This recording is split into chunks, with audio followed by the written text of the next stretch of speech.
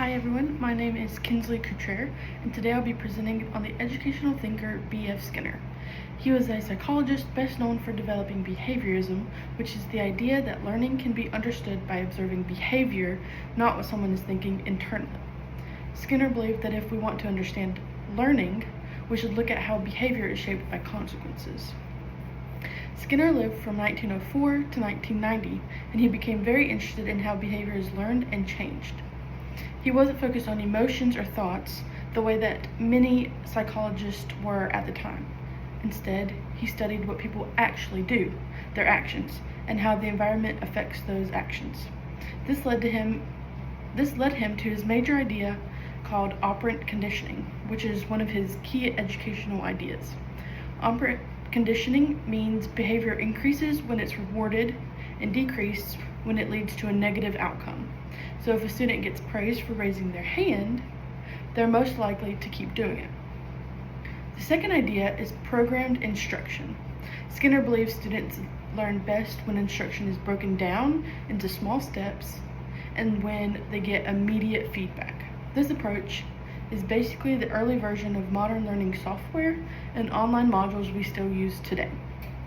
The third idea of his creation is teaching machines. These were devices that help students learn at their own pace, giving feedback instantly. They were simple at the time, but they're considered the foundation for adaptive learning programs in the classroom today. Skinner's ideas have shaped many things teachers still use to this day, including classroom behavior systems like token charts, PBIS, marble jars, and praise-based reinforcement. Another impact he had was measurable license objectives. So when we say students will be able to blank, that comes from Skinner's emphasis on observable learning. The third is ABA therapy and special education behavior support.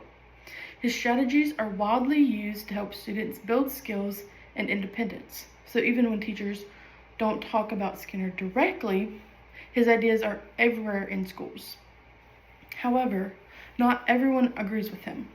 One common critic is that Skinner focuses too much on external control. Critics say that when students are only motivated by rewards, they might not develop internal motivation, creativity, or critical thinking, which is most used when they are older and have no accountability partner. From my perspective, Skinner's ideas are very helpful when it comes to classroom management and creating clear expectations. His strategies are especially effective for younger learners and students who benefit from structure. However, I think it's important to balance reinforcement with activities that encourage choice, creativity, problem solving, and intrinsic motivation, so students don't feel like they're just working for rewards.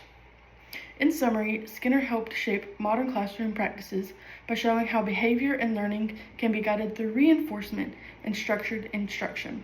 His influence is still strong in classrooms today, and understanding his ideas help us become more intentional and supportive educators. Thank you.